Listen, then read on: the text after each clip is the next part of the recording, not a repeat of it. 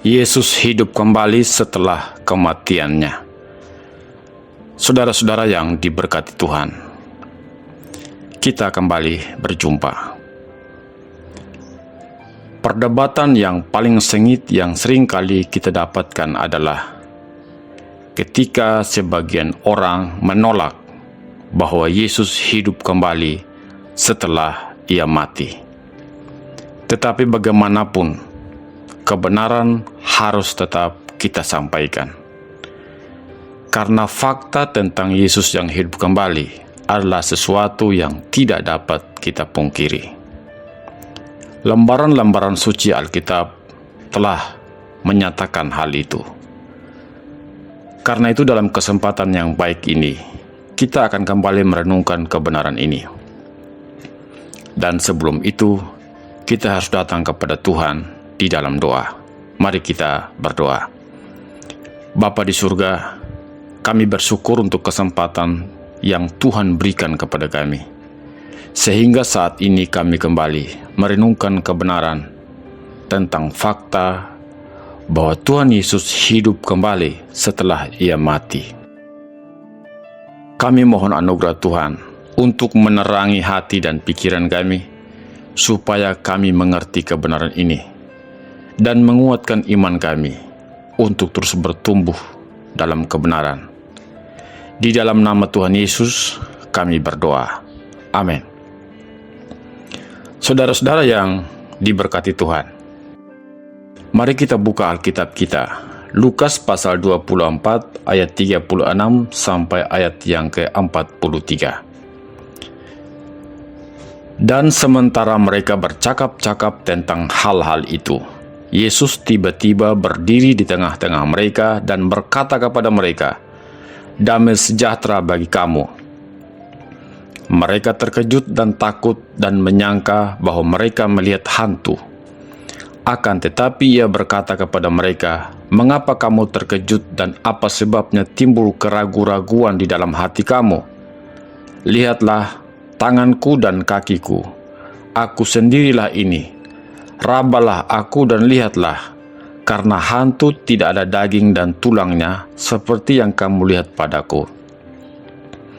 Sambil berkata demikian, Ia memperlihatkan tangan dan kakinya kepada mereka. Dan ketika mereka belum percaya karena girangnya dan masih heran, berkatalah Ia kepada mereka, "Adakah padamu makanan di sini?" Lalu mereka memberikan kepadanya sepotong ikan goreng. Ia mengambilnya dan memakannya di depan mata mereka. Kemudian kita lihat lagi dalam 1 Korintus pasal 15 ayat 17 sampai ayat yang ke-20. Demikian firman Tuhan. "Dan jika Kristus tidak dibangkitkan, maka sia-sialah kepercayaan kamu dan kamu masih hidup dalam dosamu. Demikianlah binasa juga orang-orang yang mati dalam Kristus. Jikalau kita hanya dalam hidup ini saja menaruh pengharapan pada Kristus, maka kita adalah orang-orang yang paling malang dari segala manusia.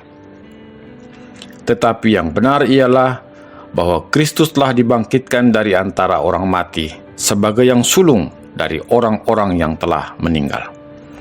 Saudara-saudara, fakta dan pusat dari pemberitaan Injil bukan teori metafisika atau suatu hipotesis belaka, melainkan suatu realitas dan fakta bahwa Yesus hidup setelah Ia mati. Saudara-saudara, adalah hal yang luar biasa ketika malaikat menekankan kebangkitan Yesus dengan berkata begini, "Hai orang-orang Galilea, mengapa kamu berdiri melihat ke langit? Yesus ini yang terangkat ke sorga meninggalkan kamu akan datang kembali dengan cara yang sama seperti kamu melihat Dia naik ke sorga." Mereka berkata, "Yesus ini." Hal ini menunjukkan bahwa Dia yang telah disalibkan, yang telah dikuburkan, telah hidup kembali.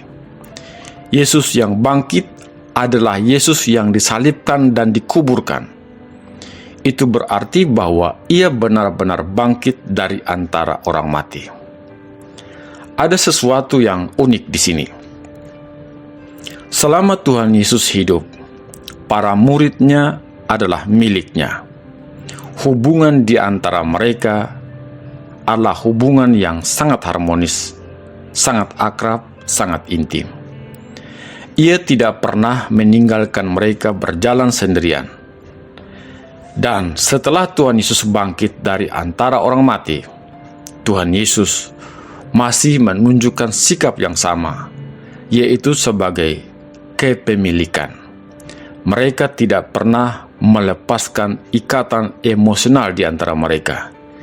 Ia bukanlah pribadi yang lain. Ia adalah pribadi yang sama, yang mengenal murid-muridnya dan mempunyai hubungan yang akrab di antara mereka. Saudara-saudara, perhatikan pengalaman Petrus dan Yohanes ketika mereka pergi ke kubur Yesus setelah Maria Magdalena datang kepada mereka dan berkata bahwa kubur itu telah kosong. Itu yang dicatat dalam Yohanes pasal 20 ayat 4 sampai ayat yang ke-8.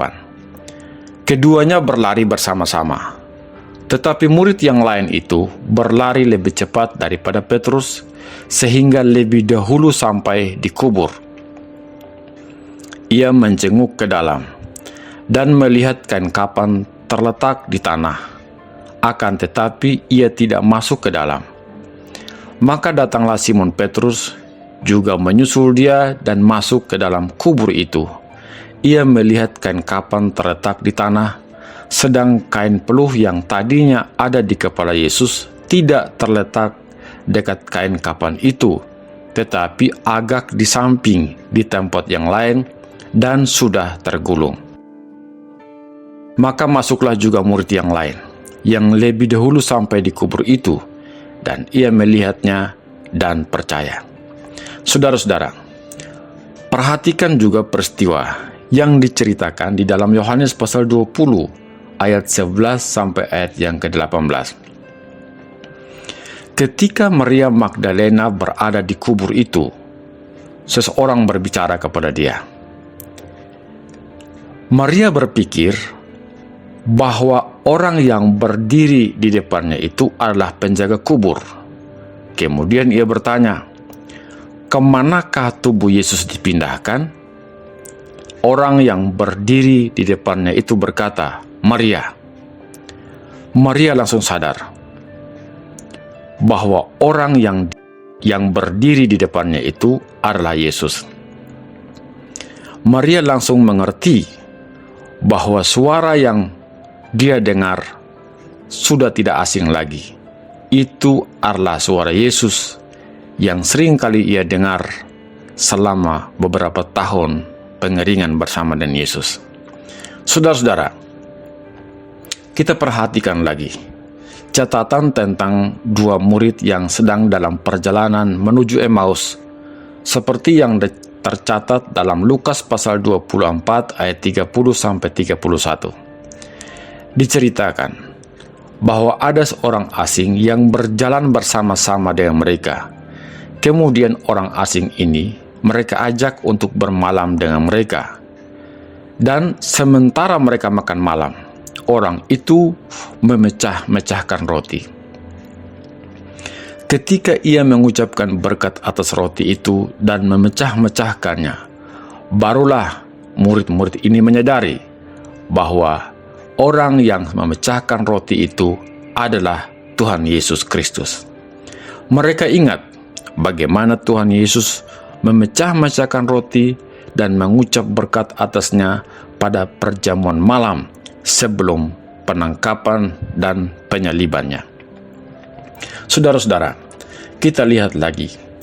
Ketika para murid pergi menjala ikan di Danau Galilea dan hari mulai siang, Tuhan Yesus tiba-tiba berdiri di depan pantai. Akan tetapi murid-muridnya tidak mengenalnya. Yesus berkata kepada mereka, "Hai anak-anakku, adakah kamu mempunyai lauk pauk?" Mereka menjawab, "Tidak ada." Maka kata Yesus kepada mereka, tebarkanlah jalamu di sebelah kananmu, maka akan kamu peroleh. Lalu mereka menebarkannya, dan benar saja, mereka tidak dapat menarik jala mereka karena banyaknya ikan. Lalu Yohanes berkata kepada Simon Petrus, "Simon, apakah kamu tahu siapa dia?" "Dia adalah Yesus." Para penjala ikan itu, para murid-murid itu, kemudian mengenal Yesus, bahwa ia sedang berbicara dengan mereka.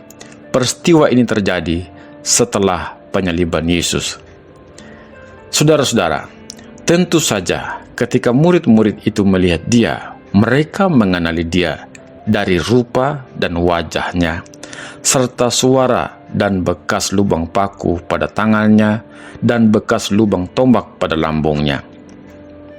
Hal ini membuktikan bahwa kebangkitan Yesus dari antara orang mati adalah fakta kebenaran.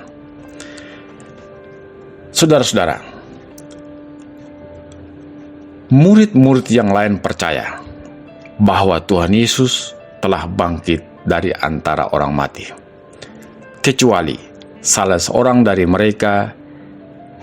Ia adalah seorang yang skeptik.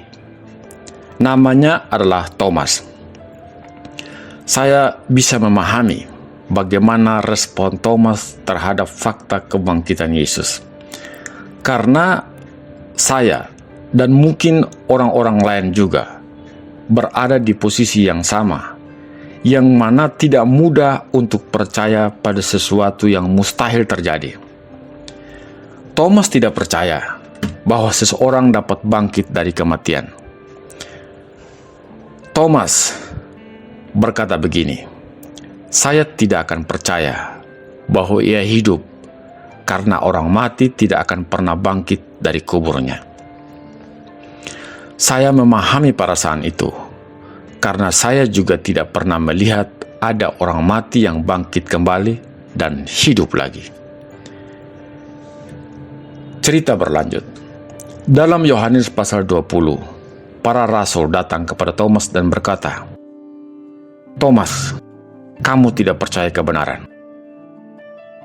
Kami telah melihat Yesus. Dia hidup. Dia telah bangkit dari antara orang mati." Thomas berkata, "Tidak, saya tidak mempercayai hal itu." Thomas masih diliputi oleh keputusasaannya ketika para rasul menjelaskan kepadanya bahwa Yesus hidup.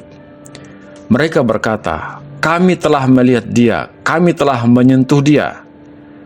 Thomas menjawab, "Saya tidak akan percaya hal itu sebelum saya memasukkan jari saya ke dalam lubang bekas paku di tangannya dan memasukkan jari ke dalam lambungnya yang telah ditusuk oleh tentara Romawi."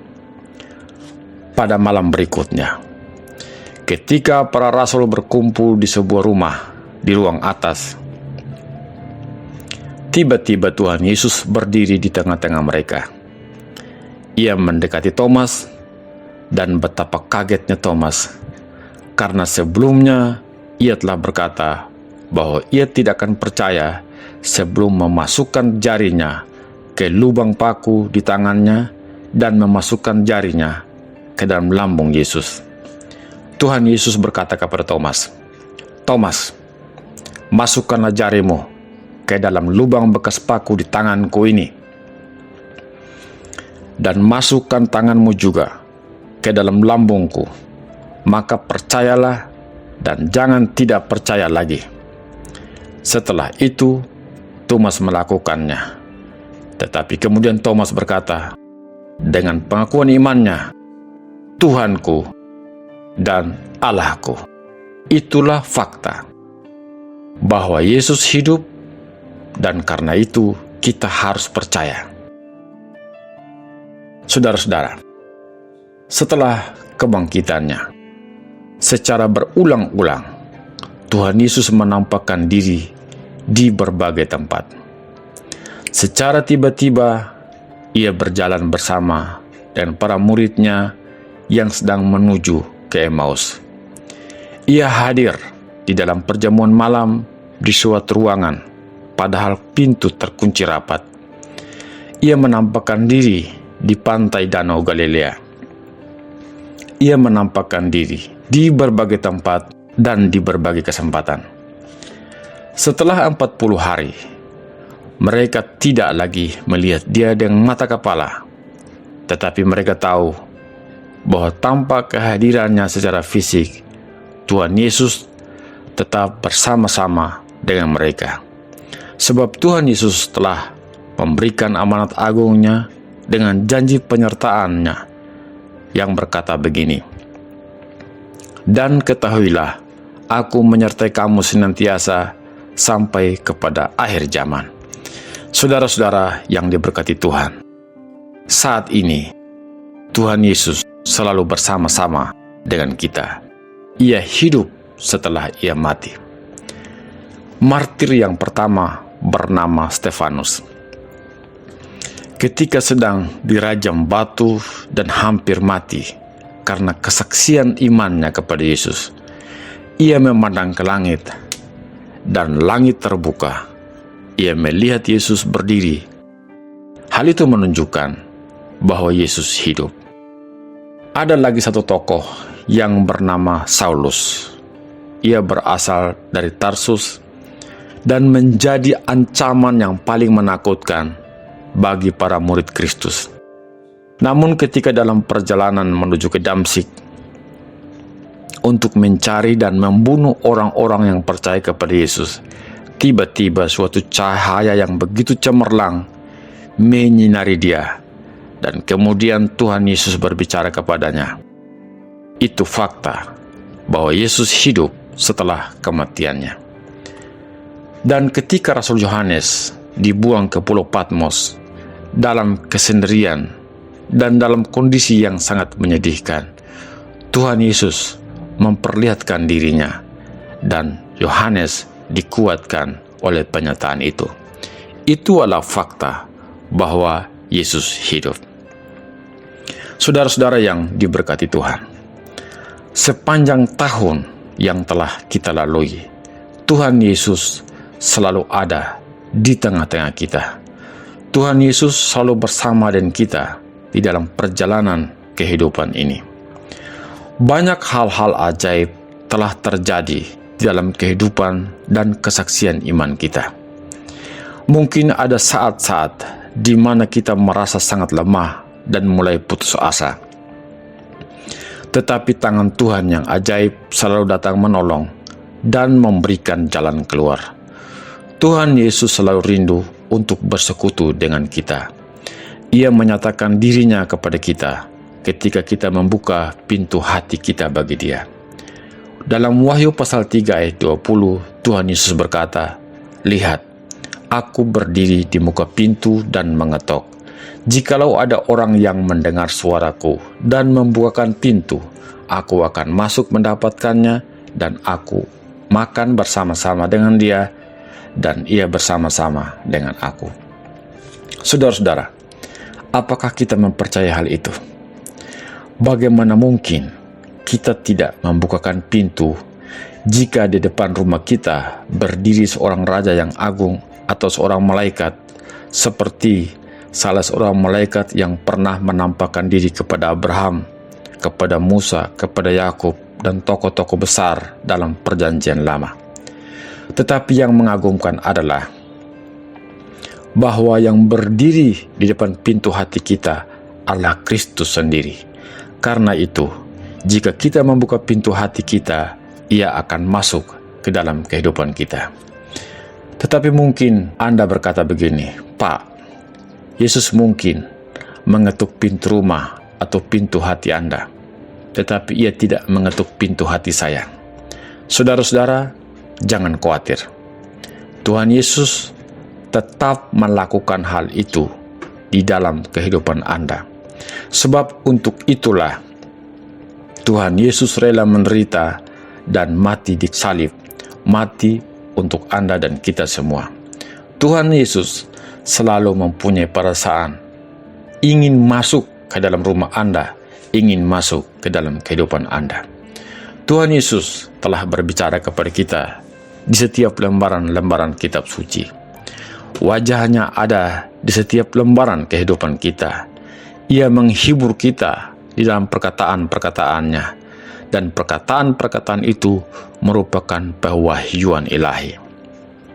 Saudara-saudara, pada beberapa abad yang lalu, ada seorang sarjana Jerman yang bernama Erasmus.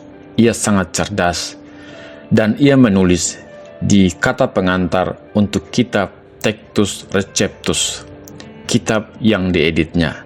Ini adalah kitab Perjanjian Baru bahasa Yunani yang pertama kali diterbitkan dan menjadi satu-satunya dasar terjemahan Alkitab. Ia berkata begini, "Di dalam setiap halaman ini, Anda akan melihat wajah Yesus. Anda akan melihat Tuhan sendiri.